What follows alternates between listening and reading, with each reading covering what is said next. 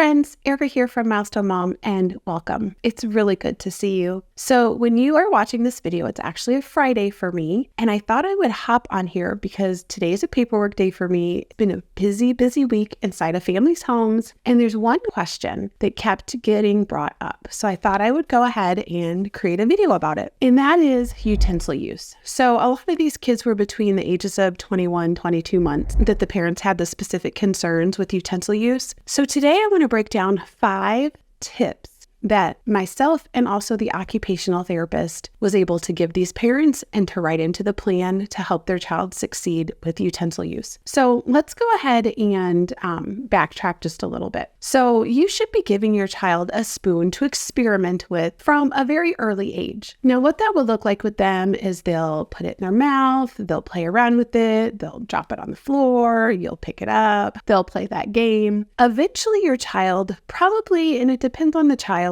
around 9 months to 12 months, what you will see is them actually starting to dip their spoon into something, yogurt, pudding, applesauce, and bringing it up to their mouth. Now, at this time, a lot of them are still using their hands, which is a crucial step for utensil use and self-feeding. So when you see your child playing with the food, let them. This is their exploratory time, which helps with all of that tactile sensory stuff. So let them get their hands messy. Let them get messy with pudding and put it up to their hands to taste it, to smell it, to feel it. So this is all of that is a process of self-feeding and eventually utensil use. So even around the 12-month mark, you might see your child dipping their food and feeding themselves. You might start to see them actually scooping, but not quite being able to get it into their mouth. Some of the food will probably fall off the spoon before they get it into their mouth. It's because around 12 months old, your child probably has a very neat pointer grasp at this time, a really nice pincer grasp, banging toys together, container play. So all their fine motor skills are developing, but their dexterity to use their fingers and their wrists to actually get the food from scooping it to in their mouth is not quite strong yet for some 12-month-olds. So I always like to say that usually by 24 months, your child has mastered utensil use, but make sure you're giving utensils to your child, especially spoons, at an earlier age so they can learn to scoop or to dip and to put into their mouth. You can also give forks to your child, little forks. Some children actually prefer to learn to poke and put into their mouth before they do scooping. So make sure that you are offering those utensils to your child. Okay, so I saw 2 kiddos this week that were having issues with utensil use. One was a 21-month-old, one was a 22-month-old. The 22-month-old was still regularly being fed by her parents, but she was also, we actually got to see during our evaluation, and she was doing a great job of getting oatmeal onto her spoon and actually getting it into her mouth. But her dad was still there feeding her. We did request that the dad allow her to self-feed more since she is doing so well with the spoon already. And then the next kiddo that we saw was 21 months. He had some other, the little girl I talked to you about, the referral actually just came in for speech concerns, but the parents, as the child was eating, asked us about utensil use as well. The other child, the referral came in for sensory concerns, and one of those was that the child was not using utensils yet. So this specific child did not want to be fed by his mom at all. He wanted to do it himself. He was able to scoop the food, but not quite get it into his mouth. Most of the food would fall off before he would actually get it into his mouth, causing him to eventually be frustrated, throw the spoon down, and continue to finger feed even softer foods like yogurt and applesauce. So I am going to give you today 5 tips that we actually wrote into the plan for this specific kiddo to help encourage him to use utensils on his own. So the first one that myself and the occupational therapist talked about was mirror play. So during feeding time with your child, set up a mirror in front of them so they can actually see themselves eating. So I've talked about this in my other videos, like with learning to crawl. Kids love to look at themselves in mirrors, and it's a very motivating thing for them.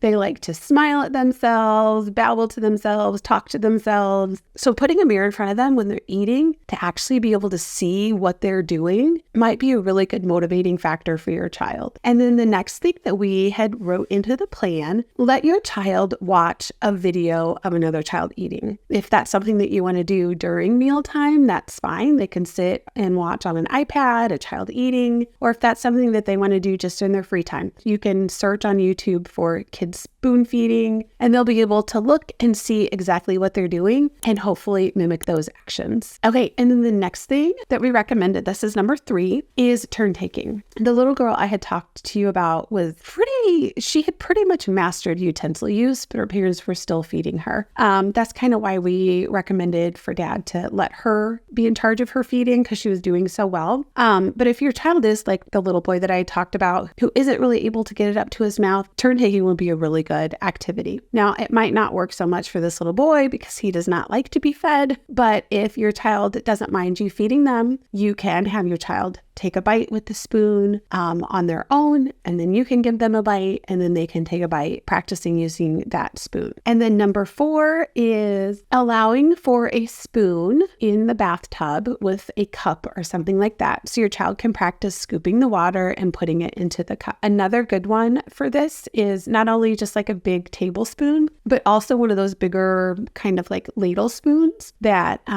you use when cooking. That would be a really great addition to the bath. And I also should mention sensory bins. If you're not familiar with what a sensory bin is, you can just Google it. There's so many different ones out there. I love sensory bins. You can even do thematic ones based on the holiday or whatever your child's learning, numbers, letters. But it's really just a base of something, whether that's dried noodles, marshmallows, rice, cooked noodles. There's so many different choices. Sand, rock. You can always do something like sand or even water in a sensory bin if it's summer and you want to do that outside. And you can put spoons in there and a cup and allow them to practice then too. So in the bath or in a sensory bin. And then the last tip that I have for you is, and I kind of already touched on this, but I really wanted to reiterate this. I want you to let your child be messy. That is a crucial step of learning to self-feed and feed with the spoon.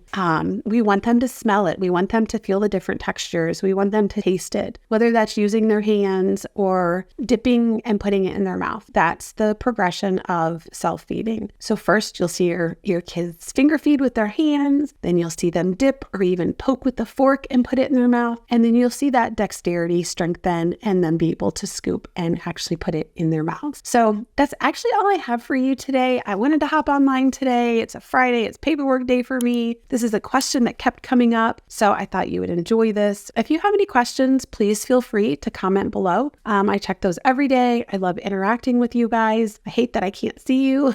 I love being in the family's homes and being able to interact, but I see you. I hear you. I understand some of your struggles, and I am here for you. So if you want more access to me on a daily basis, please consider joining the Milestone Mom Academy, and I will have a link to that in the description below. All right. And as always, I appreciate you, and I will see you soon.